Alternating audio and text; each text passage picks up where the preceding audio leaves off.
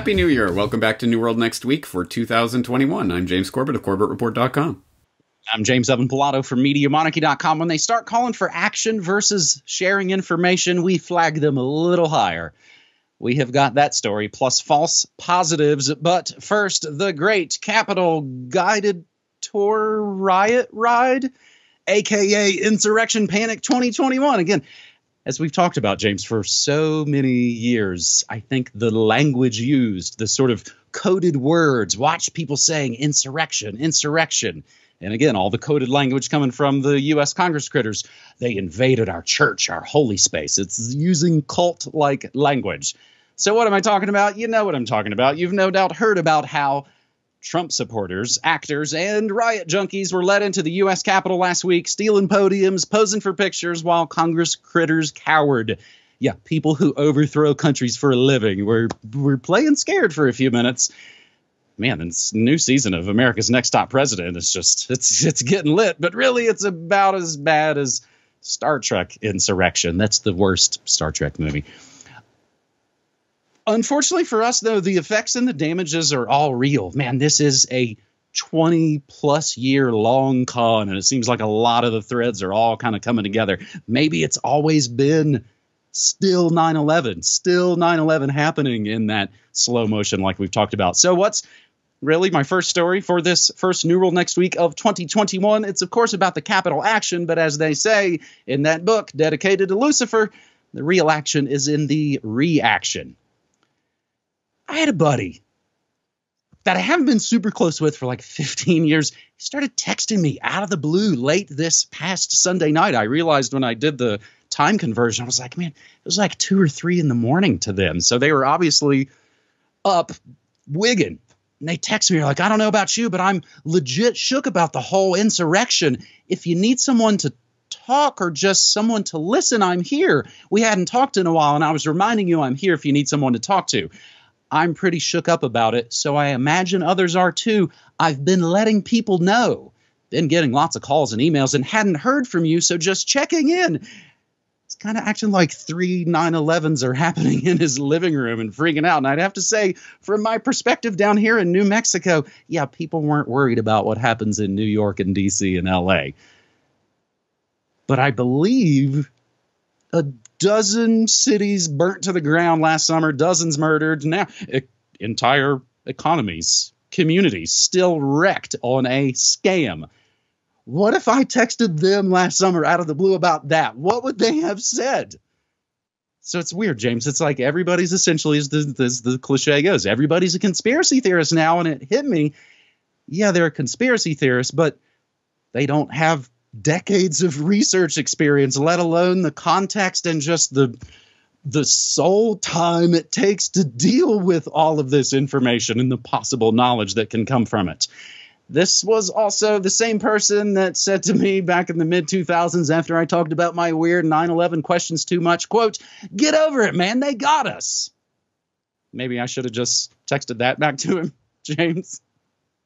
Yeah, maybe. Actually, I mean, that's a genuinely good question. How are people going to start dealing with those types of interactions, which are going to become the norm now? Because I don't need to tell the audience, but let's just put it out there. Yes, we have entered into this space. Like in every time throughout history where there's revolutionary fervor and spirit and crazy world historical events going on, the space for human interaction outside of the political arena is being evacuated. It's being sucked out of the out of culture and society. Everything is now political, and thus there is this line drawn. And if you're not on my side of the line, you are the enemy. And that is increasingly becoming the only way people can interact with each other, which is why everything is ramped up and amped up to such a degree that, yes, people you haven't heard from in years. Oh, are you okay? Do you need to talk about this desecration of our holy space?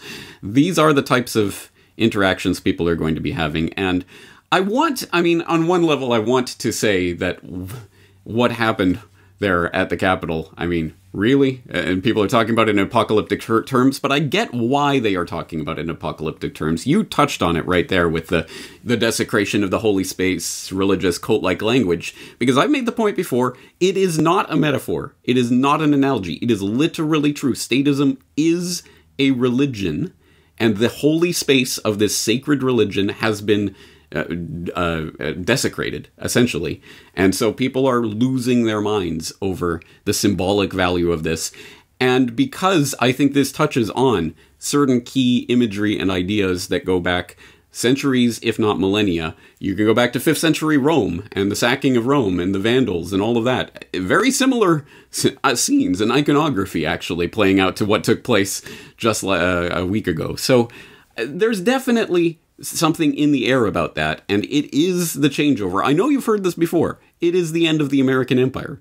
It is the end of Pax Americana. It was never about peace. It should be called Bellum Americana. But anyway, you get the idea. The entire reality of the world that we have all grown up in our entire lives is over. That bubble has been popped. It is done. We will never go back to what the world that we were living in when we were younger, and people are starting to process what that means. But as you say, people falling down this rabbit hole will get completely sucked into the vortex of the craziness of all of this. I guess I had the luxury of falling down that rabbit hole over 15 years ago, where I had the time and the space to find my sea legs, as it were, and to sort of sort out what's happening and what's what. But as you say, people are going to have to start falling down that rabbit hole and processing all of this and finding the way to get through this to the other side of, oh, maybe you're not my enemy. Maybe my enemy is actually someone behind the scenes. Maybe these are just the shadows on the cave wall. That's a lot to process very quickly. That's exactly why I created my Welcome to New Conspiracy Theorist video a few months ago, because I know a lot of people are going through this right now, and I want to hopefully draw them in a way that, okay, here we are. Now let's start to have this conversation, and let's just take a deep breath, and we'll start to process this together, because there's a lot going on. And that's all we can do at the moment, unless we start playing into it and start taking that dividing line seriously and start making everyone who isn't us the enemy and start Civil War 2.0, which obviously is being kicked off in earnest right now. All of this mapped out, by the way. Transition Integrity Project. I know you've talked about that. I've talked about that. This is all mapped out. It's all part of the blueprint. Civil War 2.0 is part of the plan. They literally want to foment this. So what's our role in this? Are we going to play into it, or are we going to find a way to work together out of it? And even then, easier said than done. So I don't have any specific advice what you should or shouldn't say to your friend James, but I think it's what we're all going to have to be thinking about right now. I mean, I studied 9/11 for a couple of years. I mean, it was probably 2002. I kept quiet about it, man. It wasn't something you're like, oh, hey, nice weather we're having, 9/11 inside you. It was something I kind of did on my own and very quietly. Again, kind of slowly doing that research and doing that quiet time kind of yourself. Something I wonder, is it possible Fedbook, NPR, any number of these places are putting people up to this sort of? Reach out to your friends in an unhinged manner and accuse them of being unhinged for not being incensed about this event. It's been bonkers, man. And I think the other thing to talk about, again, how politics have become the new religion. They're the new entertainment. They're the new everything. There's just simple ways, growing up, it was like we had 3 channels, hopefully maybe something else, a 4th one. We all watched the same TV shows. We had the same couple of radio stations. All that stuff fractured and splintered into 1,000 pieces 20, 30 years ago. Politics is now, I think, the new show that they have everybody watching constantly 24/7. I think it might be called the Hunger Games. Hey, that sets us up for just story number 2 here on New World Next Week, episode 433. It sets us up because it's all like a perfect setup. As I've said for years and years now, it's like all my pithy, decades-old cliches and canards are coming true. When fake right is in power, at least this works for a long time here in the States, and this could also be a part of the fracturing of everything we've known prior to this era as well. But it's still clinging and holding together, I think, in a lot of ways. When fake right conservative Republicans are in power in the U.S., we've got to go bomb enemies abroad somewhere, giant world wars and such. But when it's fake left, it's more they're here, they're in your town, they're in your bed, it's militias, and we're obviously already back into all that stuff. If you forget, of course, the FBI militia operation in Michigan just a couple of months ago. But James, here it is. And here's again the backdrop for these next not only 7 days as we lead up to the inauguration, but of course for probably many days and years afterwards. Extremists move to secret online channels to plan for Inauguration Day in D.C. Secret online, don't tell anybody. Right-wing extremists are using channels on the encrypted communication app Telegram to call for violence against government officials on January 20th. That's the day President-elect Joe, I wrote the Patriot Act, is probably going to be inaugurated. James, I would maybe start to throw money on them postponing the downtown D.C. event, and like everything else anymore, it'll be a live stream, and then we can watch the oath be taken and everybody's safe. I would kind of wager on that, but it's getting a little close for them to be making big, massive sort of moves like that. Some extremists sharing knowledge on how to make, conceal, and use homemade guns and bombs. I'm surprised they don't say, and they're sharing child porn too. Messages are being posted in Telegram chat rooms where white supremacist content has been freely shared for months. Chatter on the channels increased since, of course, the big events last week in the Capitol. Telegram is a Dubai-based messaging service that does little moderation of its content as NBC News wrings its hands. But in the days since the Capitol attack, for example, now it's an attack. You even notice reading through the same article is like, wow, this riot it's an attack 3 sentences later. They're posting Army field manuals, which of course have only been on the internet for 30 years, I think, and exhortations to shoot politicians, encourage armed struggle, and posted in a Telegram channel that uses fascist in its name. I am super convinced. It says it right in the name. Chris Sampson, chief of research at the Terror Asymmetrics Project, said his group is focused on and concerned about users of the channel, and he's ratted about it to the FBI. This is the part where NBC News mentions this institute is run by Malcolm Nance, an NBC News terrorism analyst. They're at least disclosing their massive conflicts of interest for you right there in their article, Comcast News, keeping it real. When they start calling for action versus sharing information, we flag them a little higher, Sampson said. But fortunately, James, and this is, I think, this next link is a really good one. There is a solutions. Watch. Big tech's freedom of speech purge, of course, just pushes people to censorship-resistant blockchain social media. Now, that sounds like a heck of a lot of buzzwords for one news headline, but this, like everything we talk about, will always be linked up down in the show notes. The tech companies, if you missed it, are the state. And even the little smaller ones, Firefox, Internet Archive, those lovers of liberty, couldn't wait to sell you out.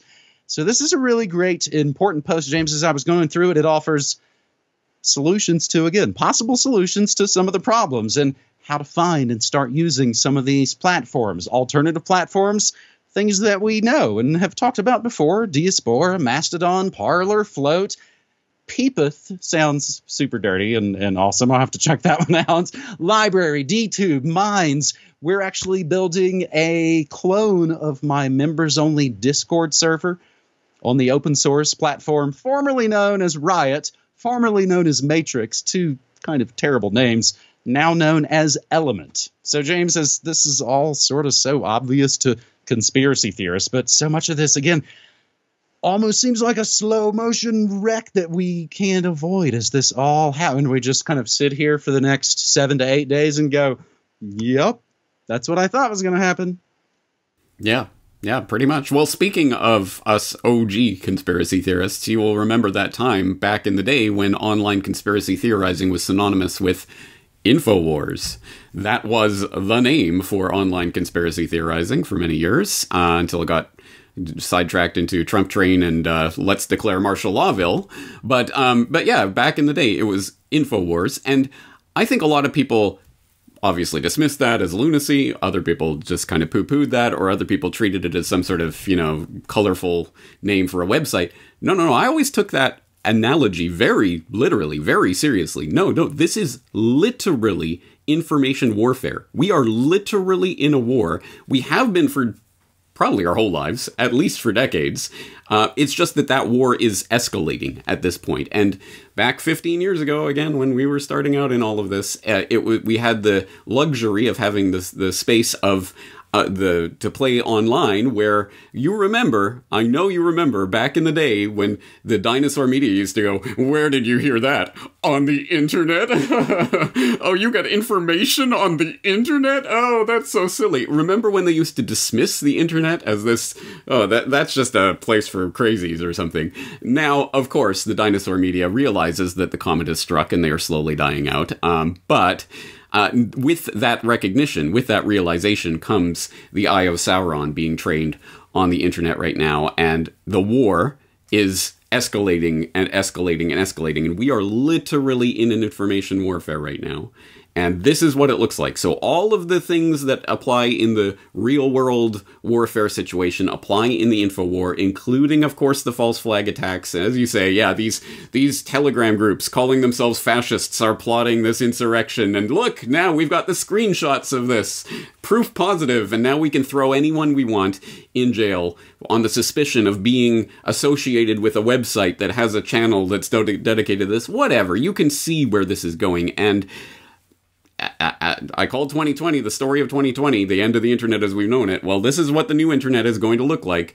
Shutting down this platform, shutting down that platform, shunting people over here, shunting people over there, corralling them into this corner, and then springing their trap. This is what it's going to be, and we have to treat this seriously as a war. We are at war right now, and you're not going to have the space to play and to sit there just kind of theorizing from the peanut gallery or things like that anymore. It is time to organize and act. And that is the theme for 2021. So anyway, that's what Solutions Watch that I'm doing right now is all based about. I'm going to have a lot more to say about this, but yes, there are two sides to this coin. Of course, they are going to demonize absolutely anything and everything that is not one of the controlled platforms, and they're going to do everything that they can to say, "Oh, you're going over there? Well, you know it. That's just where those fascists who are plotting insurrection hang out. We're going to have to come get you." And that's eventually going to lead to the driver's license for the internet, the thumbprint to get online, whatever it is. We know where this is going. They're setting up the groundwork for the cyber false flag that they're going to blame on these domestic right-wing militia fascist groups that are coordinating with Al-Qaeda or whatever kind of nonsense they throw out there. And that's the excuse that they're going to use to crack down on the internet. We know how this plays out. That's why the decentralized and D-web sort of technologies that are coming online right now are the only things that are going to be able to survive this craziness. And luckily, most people still don't know anything about them. Friendica? I've never even heard of that. Why would I go on that? It's not Facebook. All right, see ya. And unfortunately, this is part of the distancing that's going to happen as the lines in this Infowar get drawn. And then the interactions between people who haven't maybe been keeping up with each other will continue to get stranger and more awkward. So, James, that's the thing. Maybe, the I-9/11, the I-Patriot Act, it's all a part of this new Insurrection Act. It's all going to be pretty much baked, I think, into the same cake. You're talking about, laughing at the internet. One of the old classics way back when they were asking Baby Bush about his membership in Skull and Bones. He's like, "I don't know. I haven't seen their web pages." Ha ha ha ha ha. I mean, I'm thinking, I've joked on the shows, James, about getting to the point where basically I might just upload my show as media content and put the date on it. And I'm not going to have to you can't use any of the words. Anything we would talk about would all be flagged and put down. I'll just put it up as news music brand X. Try it out. Hi. Entering our 12th calendar year, James. Here, our final story on this New World Next Week, episode 433. Oh, yeah, the scamdemic. That's a whole part of this thing. FDA admits PCR tests give false results, which just preps the ground for Biden to crush the Casedemic. This coming from DawsonCountyJournal.com. The FDA joined fake charity The Who and Dr. Fauci in admitting there is a notable risk of false results from the standard PCR test used to define whether an individual is a COVID case or not. This matters a whole heck of a bunch as it fits perfectly with the fake rescue plan that could very well occur once the Biden administration takes office. The January 4th, 2021 announcement from the FDA, quote, the U.S. Food and Drug Administration is alerting patients and healthcare providers of the risk of false results with the Curative SARS-CoV-2 test, end quote. So here's the possible game plan. Biden, issue the national standards, like those awesome plexiglass barriers in restaurants that he's talked about during the debate already, and he's going to pressure governors, and governments to implement, of course, the masker mandates using the filthy lucre of the federal government's financial largesse as essentially the leverage. His 100-day mask-wearing mandate is already in play. You don't mask up, you don't get that federal money. That's how all this works. That's how the terror scam worked 20 years ago. Some hack at the CDC or FDA will basically issue new guidelines, and the cycle threshold will get lower and lower that the labs use, and the cases will magically start to fall. In reality, the change is only going to eliminate false positives, but as usual, most Americans aren't going to know that. Good old Joe will be a hero, even though it's the deep state actors in the health bureaucracies who won't solve a problem with testing they've been aware of for months. But what does so much of this come down to? The same reason you didn't hear from those friends when war crimes had a D after their name? Trump derangement syndrome is like a heck of a drug, they used to say. In other news, World Health Organization finally admits PCR tests create false positives. This coming from the Off Guardian. And this information, available for months, is now getting coverage. So why are they reporting it now is the question there. Are they trying to make it appear as though this warp speed scamdemic vaccine, heralded by, again, both fake sides of the political paradigm, are they trying to make it appear as though this thing is working, James? Ding, ding, ding, ding. Yes, exactly. Yeah, let me bring the non-American perspective to this that doesn't rely on the America's top precedent, a reading of what's going on right now. No, this is about the vaccines. And look, we introduced the vaccine. We reduced the cycle threshold on these PCR tests. The cases go down. We win. Yay, look, it was the vaccine that did it. Yeah, and Kit Knightley lays that out perfectly in that Off Guardian article from last month, so I hope people will go check that out. To be fair, and let's play devil's advocate here, with the Dawson County Journal article, the FDA notice that they're linking to does talk about the possibility for false results as to the PCR, but specifically what they're addressing is false negatives. Just because it says negative doesn't mean you're negative. You might want to test again and again and use different tests until you get a positive, essentially is what the FDA is saying. So, but at least they're admitting, yes, there are false results from these tests. The WHO guidance that the Off Guardian article is talking about specifically is talking about false positives in the cycle threshold problem that has, again, been known and acknowledged. I'll be talking about this more in the Fake News Awards that are coming out tomorrow, so stay tuned for that. But yes, obviously, this is part of the scamdemic, and this is the way they're going to adjust the casedemic as needed to make the vaccine appear to be the miracle savior, or not. I mean, that's not necessarily how this will play out. I'm sure they have many different options, but that is certainly one of them. Reduce the cycle threshold, the casedemic goes down. Look, the vaccines did it.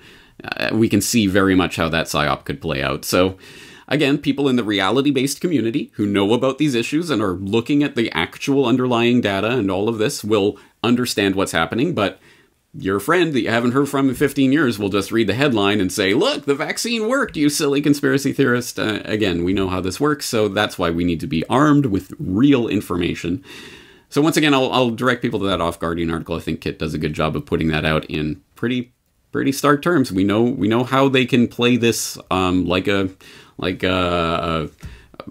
musical instrument. I want to say the Wurlitzer, essentially, of the scamdemic. So again, forewarned is forearmed. If people want some more predictions about where this is going, or at least possibilities, I will be writing more about that in my newsletter this weekend, so you can stay tuned for that. And in closing, of course, all that information and more can be found via our respective websites. And James, for the last, 4, 5, 6 months now, we've been using my New Mexico-based post office box For folks who want to support Corbett Report or New World Next Week and don't do the digital money thing, you can find the post office box and the address and all that info, of course, in the show notes. And I just always have to remind folks, at least still for the time being, you have to make those checks out to James Evan Pilato. You definitely shouldn't make them out to James Corbett. I mean, I'm already pulling off international bank fraud, and then I'm going to start to do mail fraud next, with the DVDs and the shirts and things. James, again, huge thanks. And if you want a Corbett Report membership, leave an email address legibly so that we can sign you up for that, because otherwise you're not going to get one. That's it. I appreciate you, buddy. There it is. New World Next Week, episode 433. Thank you so much, James. Thank you. Looking forward to next week. Take care.